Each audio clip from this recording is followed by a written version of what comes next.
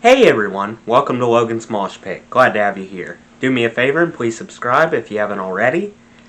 Today we're going to do another episode of the Setlist Snubs series. In this series I'm going to lay out a few songs from different bands that don't get played live very much. However, I'm going to give you some reasons why I feel like those underrated songs actually deserve to get played live more often than they do. If there's someone specific you guys want me to talk about in a future episode of this series, please leave a comment down below. I'll check your feedback. Today we're going to discuss a few underrated Sevendust tunes. Well, if you consider ravenous music near and dear to your heart, you're probably very acquainted with Sevendust. They're a marvelous metal band that formed in the 90s. I wish they got more recognition. Despite being part of the music business for over 20 years, Sevendust still experiences a limited reach. Insects are Sevendust's biggest critic. Sevendust comes across as an enigma to me, sorta bipolar because they frequently place hawkish melodies next to easygoing vocals, or alternate between a rough and smooth consistency quickly, several times during a single song. Anything but stable. This creative anomaly might resonate well with you or leave you feeling lost. I also compliment Sevendust for infusing this cutting-edge spin on their various tracks. Definitely a sleek group. I've never gotten an outdated or obsolete impression while I listen to Sevendust. It always seems like they're a step ahead of listeners. Did I mention their lead singer, LaJohn Witherspoon, or LJ, shares my initials? He's LJ and I'm LJ. We're practically twins. Maybe we can hear each other's thoughts, finish each other's sentences, sense when we're in danger. So, LJ, if by chance you're watching this video and you need a replacement to fill in for you when you're not in the mood to perform, hit me up.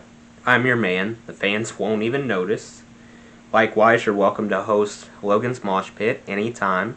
Anyway, before we find out which underappreciated Sevendust tunes have escaped live clutches, let's go over reasons why all bands, not just Sevendust, are affectionate towards certain songs and unfriendly toward counterparts. I remind you of these reasons every time so new viewers don't get left behind. Yet, if you've been here for a while and tuned into a Setlist Snubs episode before, just fast forward a few minutes. The first reason is casual fans typically only converge on a band's biggest hits.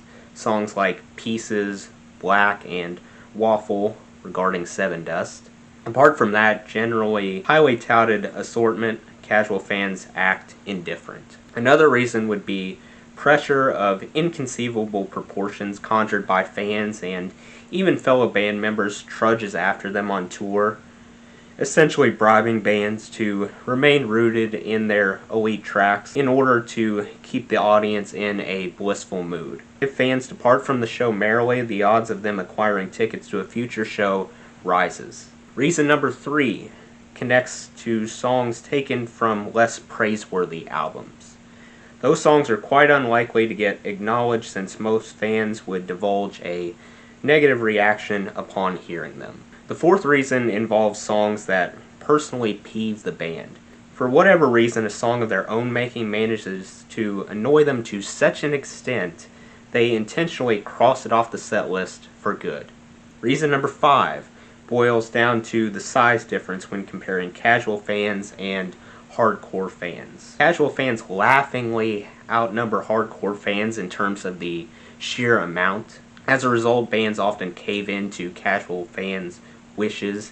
They keep playing songs casual fans expect. Finally, some songs are automatically at a disadvantage because they're handicapped by sophisticated studio tricks that don't translate seamlessly on stage at all. On Setlist.fm, 1997 marks the first year Sevendust kicked off touring, and Sevendust's particular portfolio clears up any confusion about the apple of their eye. You can deny it all you want, but denial wins first prize with 593 times, handily outpacing the competition. The technological discrepancy becomes immediately apparent, so what's the point of trying? Now that we've unboxed potential reasons, why don't we pinpoint a few cool Sevendust stats I unearthed on Setlist.fm. I'll put a link to Setlist.fm in the description.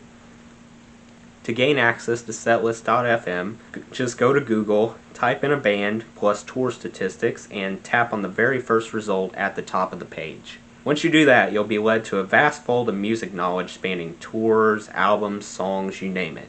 131,646 seconds would pass by if you listened to Denial 593 times in a row, non-stop, without any breaks. In other words, basically 1.5 days. Since we're through sifting through stats, it's time to dust off 5 rarely favored Sevendust tunes. I'll put a link to all 5 songs we're going to discuss in the description as well. If you can think of other Sevendust hidden gems besides my upcoming 5, feel free to leave them in the comments. First, I want to draw your attention to a song called Wired from their self-titled album Sevendust. It has been at merely 18 shows. Wired features dizzying vocals mated to absolutely stimulating guitar licks. The lyrics paint a picture of someone who, despite the risk, desperately wants to push pause on their life. Find a place where they're the only one in control. I believe all of us have felt this way before. Sevendust definitely got off on the right foot thanks to Wired. Next, I discovered Follow off Animosity, which unfortunately has only been permitted a minuscule 8 opportunities in the spotlight. Follow struck me as a pretty level-headed piece, especially for Sevendust. The vocal harmonies delivered by LJ and Aaron were simply exemplary, distinct enough to tell them apart. Yin and yang. LJ's voice sounds guttural, meanwhile, Aaron possesses a smoother tone.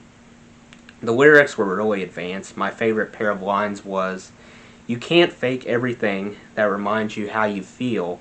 Time will tell what's inside you." Sevendust reached down deep here, and it greatly impressed me. Next, I picked Grasp. Grasp resides on the Home album. Apparently, it rarely goes out because it has only been documented on 4 set lists. Far too few. I adore the catchy pacing this terrific track conveys, simultaneously deliberate and composed.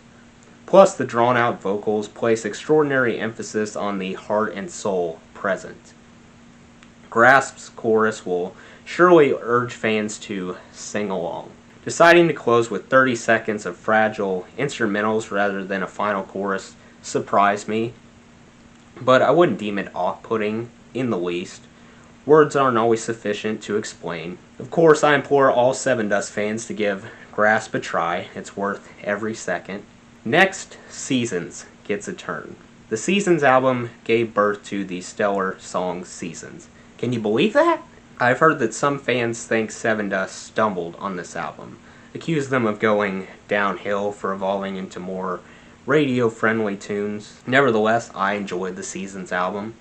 It easily settles into the top 5 when I rank their discography. Sadly, a pitiful 3 times defines Seasons' live legacy. Still, I have no regrets about honoring it as my favorite underrated track on my list. Seasons treats listeners to elegant vocals contrasting against mangled riffs. In addition, LJ's signature snarl slices sporadically through the lyrics. A brief but memorable guitar solo rounds out the impeccable talent on display. Seasons has a lot going for it. Similar to how seasons are an unavoidable part of life, Seasons, in song form, flows along the same vein.